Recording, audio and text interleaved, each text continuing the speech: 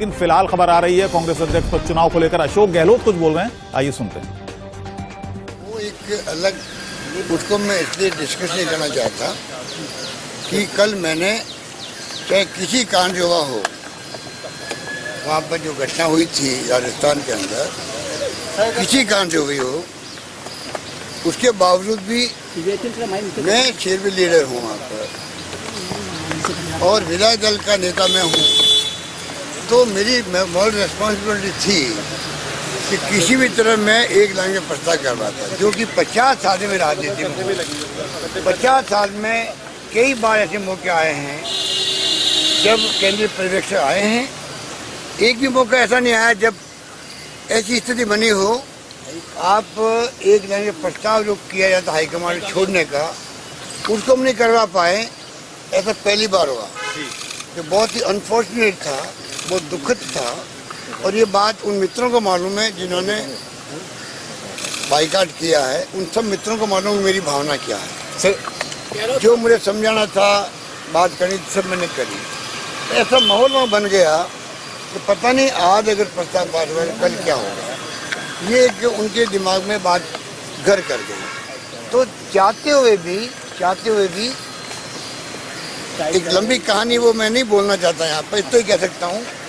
फिर भी moral responsibility मेरी है, इसलिए मैंने कल कांग्रेस प्रेसिडेंट को कहा, आई एम वेरी सॉरी कि मेरे खुद के बारे में लोग क्या सोचते होंगे, मेरी नेचर के खिलाफ कैसे हो गया। खिलाफ वहाँ पे राजस्थान में रिवोल्ट हो सकता है क्या मेरे रहते हुए?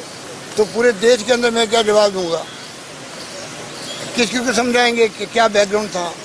तो मैंने कहा आई एम वेरी सॉरी। और कांग्रेस प्रेसिडेंट की अगर अथॉरिटी कमजोर होती है तो हम कहाँ रहेंगे?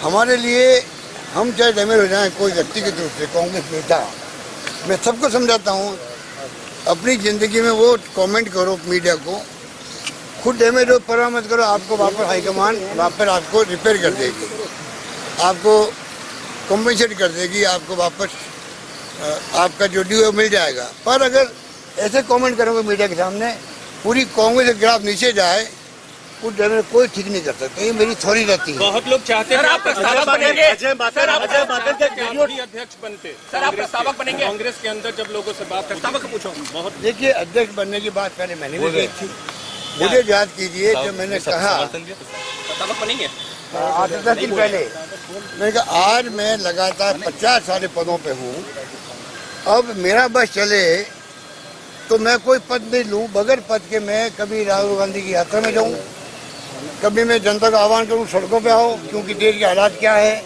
डेमोक्रेसी को क्वेश्चन मार्क लग रहा है, ईडी इनकम टैक्स फिर भी क्या कर रही है, संविधान की धज्जियां उड़ रही है। तो मैं मेरा बस चलेगा मतलब, मेरा बस चलने का मतलब क्या है?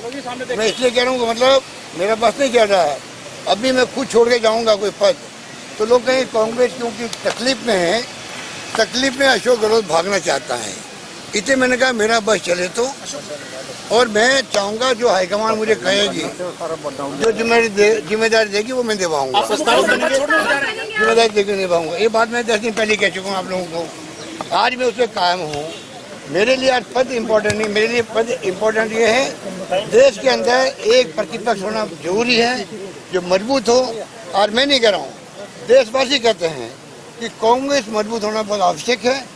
उसके लिए राहुल गांधी निकल पड़ा है, चाहे वो महंगाई हो, चाहे वो आपका बेरोजगारी हो, चाहे देश में एकता हो, शांति हो, सद्भाव हो, प्यार मोहब्बत हो, नफरत नहीं हो, इस मुद्दे के लिए वो निकल पड़ा है और मैं उनके साथ। बहुत लोगों ने कहा कि आपने इस्तीफे की पेशकश की, आपने इस्तीफे की पेशकश की है, इस्तीफे की पेशकश बन गया हूँ सर, इस्तीफे की पेशकश की गहलोत जी। देखिए, गांधी परिवार कह चुका है हम न्यूट्रल रहेंगे, गांधी परिवार कह चुका है, मुझे भी उन्होंने कहा था हम न्यूट्रल रहेंगे।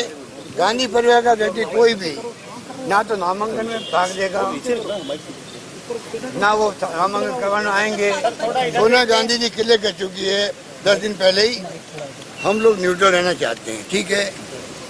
और हर नेता जाएगा, सजीत सोली भी गए थे, दिग्विजय सिंह जी भी गए थे, मैं भी गया था ब्लेसिंग लेने के लिए। हर व्यक्ति चाहेगा कि नेहरू गांधी परिवार का हमें समर्थन मिले।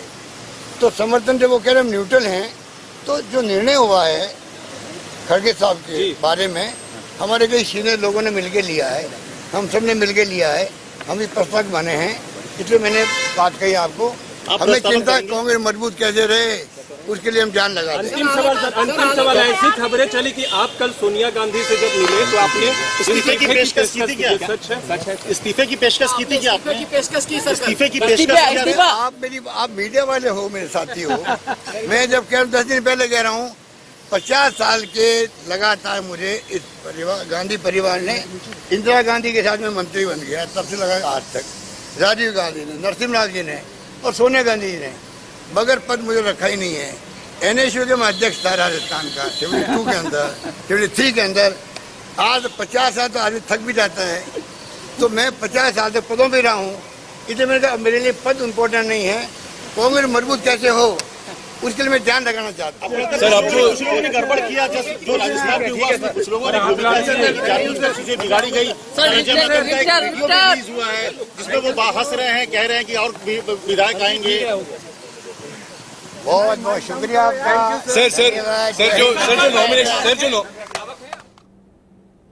तो अशोक गहलोत को आपने सुना, कल की वाली बात दोहरा रहे हैं। वो कह रहे हैं कि मैं शर्मिंदा हूं कि अपने विधायकों से, मुख्यमंत्री रहते हुए अपने विधायकों से कांग्रेस आलाकमान के पक्ष में मैं प्रस्ताव पास नहीं करवा पाया और इसके लिए मैंने सोनिया गांधी से माफी भी मांग ली है। जतिन गोस्वामी इस वक्त हमारे साथ और जानकारी के साथ जुड़ गए हैं कांग्रेस दफ्तर से। जतिन, जो एक के बाद एक ये घटनाक्रम बदल रहा है, इसके सबसे बड़ी वजह क्या है?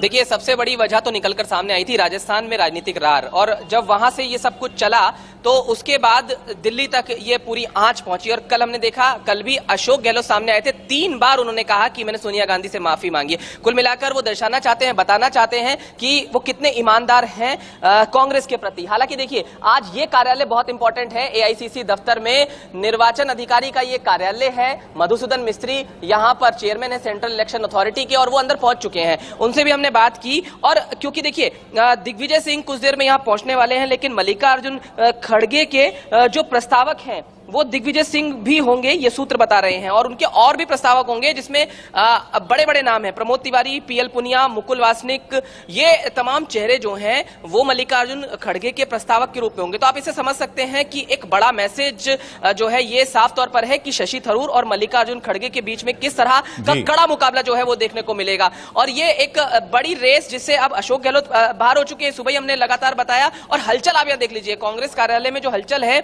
वो आप समझ पाएंगे कि किस तरह का उत्साह यहां पर है।